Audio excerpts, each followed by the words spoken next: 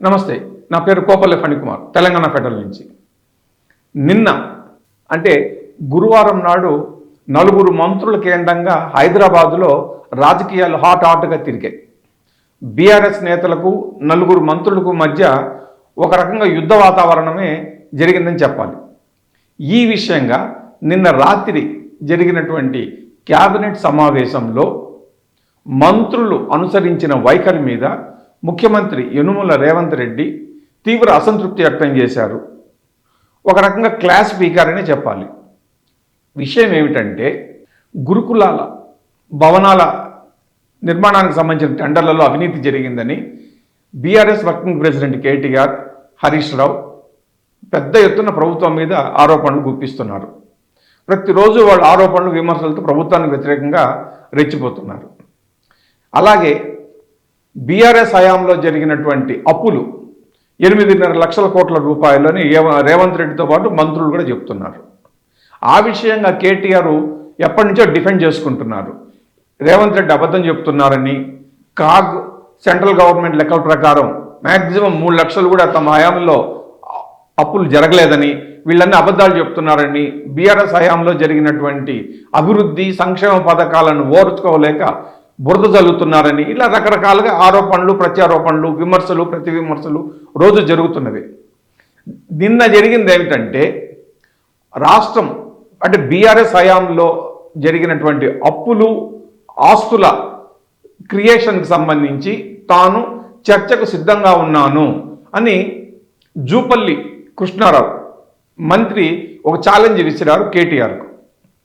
దాన్ని కేటీఆర్ స్వీకరించి నిన్న ఉదయం బీఆర్ఎస్ భవన్లో తాను వెయిట్ చేస్తానని, రావచ్చని మంత్రికి మళ్ళీ ఎదురు ఛాలెంజ్ విసిరారు. దానికి జూపల్లి కృష్ణారావు ఏం చెప్పారంటే, బీఆర్ఎస్ భవన్కి వచ్చి చర్చలో సిద్ధంగా ఉన్నాను పాల్గొనడానికి ఆయన చెప్పాడు. అందుకని కేటీఆర్ నిన్న ఉదయం బీఆర్ఎస్ భవన్కి వచ్చి అక్కడ మంత్రి కోసం వెయిట్ చేశారు. ఆయన కూర్చోవడమే కాకుండా మంత్రికి ఒక ప్రత్యేకంగా కుర్చీ కూడా రెడీ చేయించి పెట్టుకున్నారు. అయితే బీఆర్ఎస్ భవన్కు పోయి కేటీఆర్తో చర్చించాల్సినటువంటి మంత్రి జూపల్లి కృష్ణారావు సిఎల్పి కార్యాలయంలో, అంటే కాంగ్రెస్ లెజిస్లేచర్ పార్టీ కార్యాలయంలో అసెంబ్లీ ఆవరణలో ఉంది, అక్కడ కూర్చున్నారు. అలాగే ఈ గురుకులాల భవనాల నిర్మాణానికి సంబంధించిన టెండర్ల అవినీతి, ఇట్లా రకరకాల అంశాల మీద హరీష్ రావు చేసినటువంటి ఆరోపణలకు, సవాళ్లకు 3 మంత్రులు అంటే పొన్నం ప్రభాకర్, అడ్లూరి లక్ష్మణ్ కుమార్, మొహమ్మద్ అజారుద్దీన్ వాళ్ళు కూడా ధీటుగా సమాధానం ఇచ్చారు. ఎక్కడ కూడా అవినీతి జరగలేదని, అవినీతి నిరూపిస్తే రాజీనామాకు సిద్ధమని, ఇట్లా రకరకాలుగా హరీష్ రావుకి మంత్రుడికి మధ్య సవాళ్లు, ప్రతి సవాళ్లు జరిగినాయి. ఈ అంశాల మీద చర్చ జరగడానికి హరీష్ రావు అమరవీరుల స్తూపం దగ్గరికి వస్తాను అని చెప్పినప్పుడు తాము కూడా వస్తాము అని మంత్రులు కూడా చెప్పారు. అనుకున్నట్లే హరీష్ రావు, బీఆర్ఎస్ నేతలందరూ అమరవీరుల స్తూపం దగ్గరికి వచ్చారు. అయితే అక్కడికి మంత్రులు రాలేదు.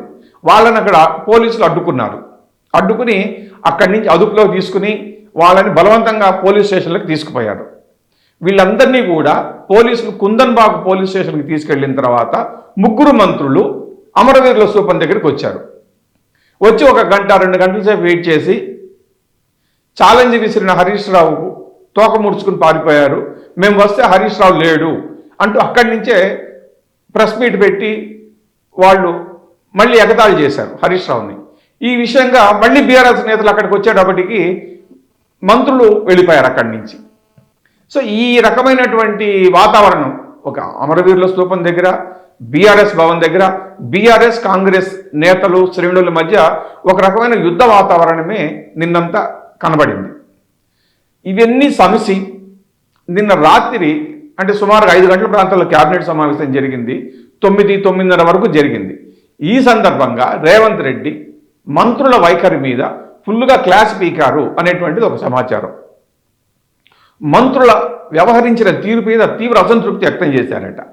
ఎందుకు అంటే, ప్రతిపక్ష పార్టీలతో చర్చలు, సవాళ్లు, ప్రతి సవాళ్లు ఇవన్నీ కూడా సోమాజిగూడలోని ప్రెస్ క్లబ్ వేదికగానే జరపాలి అని రేవంత్ రెడ్డి చాలా స్పష్టంగా మంత్రులకు ఆదేశాలు ఇచ్చారు ఎప్పుడో. అయితే ఆదేశాలను కాదని జూపల్లి కృష్ణారావేమో బీఆర్ఎస్ భవన్కి వస్తానన్నారు, మిగిలిన ముగ్గురు మంత్రులేమో అమరవీరుల స్థూపం దగ్గరికి వస్తానన్నారు. పోనీ బీఆర్ఎస్ భవన్కి వస్తానని చెప్పి ఛాలెంజ్ చేసిన మంత్రి బీఆర్ఎస్ భవన్కి వెళ్ళారా అంటే బీఆర్ఎస్ భవన్కి పోలేదు. అక్కడికి వెళ్లాల్సినటువంటి మంత్రి అసెంబ్లీ ఆవరణలోని సిఎల్పి కార్యాలయంలో కూర్చున్నారు. బీఆర్ఎస్ భవన్కు పోకుండా సిఎల్పి కార్యాలయంలో మంత్రి కూర్చుని ఏమి చేశారు అనేది ప్రశ్న. ఇదే విషయాన్ని రేవంత్ రెడ్డి జూపల్లిని అడిగారట. ప్రెస్ క్లబ్కి వచ్చి మాట్లాడమని చెబితే అది కాకుండా బీఆర్ఎస్ భవన్కి వస్తానని చెప్పినటువంటి మంత్రి ఎందుకు వెళ్ళలేదు, సిఎల్పి కార్యాలయంలో కూర్చుని ఏం చేశారని అడిగాడట. దానికి మంత్రి ఏం సమాధానం చెప్పారో మనకు తెలియదు. అలానే సోమాజిగూడ ప్రెస్ క్లబ్లో ఎటువంటి చర్చ కన్నా సిద్ధం, అక్కడ వచ్చి మాట్లాడుకుందాము రమ్మని చెప్పాల్సినటువంటి మంత్రులు అమరవీరుల స్థూపం దగ్గరికి ఎందుకు వెళ్ళారు, అక్కడికి వెళ్లాల్సిన అవసరం ఏమొచ్చింది అని వాళ్ళ ముగ్గురిని అడిగట రేవంత్. వాళ్ళు కూడా ఏం సమాధానం చెప్పలేకపోయారు. ఇవన్నీ కూడా ఏమిటంటే రేవంత్ రెడ్డిలోని అసంతృప్తి బయటపడింది. ఒక పక్క తాను పారదర్శకంగా పాలన చేస్తున్నానని, అభివృద్ధి సంక్షేమ పథకాలను అమలు చేస్తున్నానని, అలాగే అప్పులు కూడా మెల్లిగా తీర్చుకుంటూ వస్తున్నానని, ఆర్థిక సమస్యలతో ఇబ్బంది పడుతున్నటువంటి రాష్ట్రాన్ని మెల్లిగా ఒక ఘాటను పెడుతూ అభివృద్ధి సంక్షేమ పథకాలు కుంటుపడకుండా ఏదో విధంగా నెట్టుకొస్తున్నాయి. ఈ సమయంలో మంత్రులు స్వయంగా ప్రతిపక్ష నేతలకు ఆయుధాలు ఇవ్వడం ఏమిటి, ప్రభుత్వం మీద బురద జల్లడానికి వీలుగా మంత్రులే బీఆర్ఎస్ వాళ్లకు ఆయుధాలు ఇచ్చారు అనేటువంటి అంశం మీదనే రేవంత్ రెడ్డి బాగా తీవ్ర అసంతృప్తి వ్యక్తం చేశారు. అలాగే ఫుల్గా క్లాస్ కూడా పీకినట్లు సమాచారం. దీనికి సంబంధించి మంత్రులు ఎక్కడ చప్పుడు చేయకుండా కూర్చున్నారు. వాళ్ళు ఎందుకు మరి ముఖ్యమంత్రి ఇచ్చినటువంటి ఆదేశాలను సూచనలను పాటించకుండా వాళ్ళంతటా వాళ్ళు స్వయంగా తమ ఇష్టారాజ్యంగా నిర్ణయాలు తీసుకున్నారు. లేదంటే ఒక మంత్రి హోదాలో ఉన్నటువంటి జూపల్లి కృష్ణారావు బీఆర్ఎస్ పార్టీ ఆఫీస్కి ఎలా వెళ్తారు? అసలు ఇద్దరికి కామన్ ప్లేస్ ఏముంటుంది? ఏముండదు. ఒక సోమాజిగూడ ప్రెస్ క్లబ్ తప్ప. సోమాజిగూడ ప్రెస్ క్లబ్లో ప్రభుత్వం వాళ్ళు వెళ్ళొచ్చు, అక్కడికి ప్రతిపక్షాలు వెళ్ళొచ్చు, ప్రజా సంఘాలు వెళ్ళొచ్చు, ఎవరైనా సరే అక్కడికి వెళ్ళి మాట్లాడుకోవచ్చు. అందుకనే ముఖ్యమంత్రి ఎవరికి ఎటువంటి ఇబ్బంది లేకుండా సోమాజిగూడ ప్రెస్ క్లబ్నే చర్చలకు, సవాళ్లకు, ప్రతి సవాళ్లకు, ఏదైనా ప్రకటనలకు వేదికగా పెట్టుకోమని మంత్రులకు లేదా ఎమ్మెల్యేలకు అందరికీ కూడా చెప్పింది. మంత్రులు అంటే ప్రభుత్వానికి ప్రతినిధులు, ప్రభుత్వంలో మంత్రులు ఒక భాగం. అందుకనే మంత్రులకు అంత స్పష్టంగా రేవంత్ చెప్పింది. 1-2 సార్లు రేవంత్ చెప్పినా కూడా ఒక మంత్రి ఏమో బీఆర్ఎస్ పార్టీ ఆఫీస్కి వస్తానని, ఇంకో మిగతా ముగ్గురు మంత్రులేమో అమరవీరుల స్థూపం దగ్గరికి వస్తానని. ఇవన్నీ కూడా పబ్లిక్ ట్రాన్స్పోర్ట్ను ఇబ్బంది పెట్టేదే. పబ్లిక్ ట్రాఫిక్ను బాగా జామ్ అయిపోయినాయి ఈ పై 2 ప్రాంతాల్లో కూడా. అనవసరంగా లేనిపోని ఆరోపణలు కొని తెచ్చుకోవడం ఎందుకు, విమర్శలకు అవకాశం ఇవ్వడం ఎందుకు, సమస్యలు సృష్టించడం ఎందుకు అన్నది రేవంత్ రెడ్డి భావన. మరి ఇప్పటి నుంచి అన్నా రేవంత్ రెడ్డి ఆదేశాలను మంత్రులు, అధికార పార్టీ ఎమ్మెల్యేలు పాటిస్తారో లేదో చూడాలి. Thank you.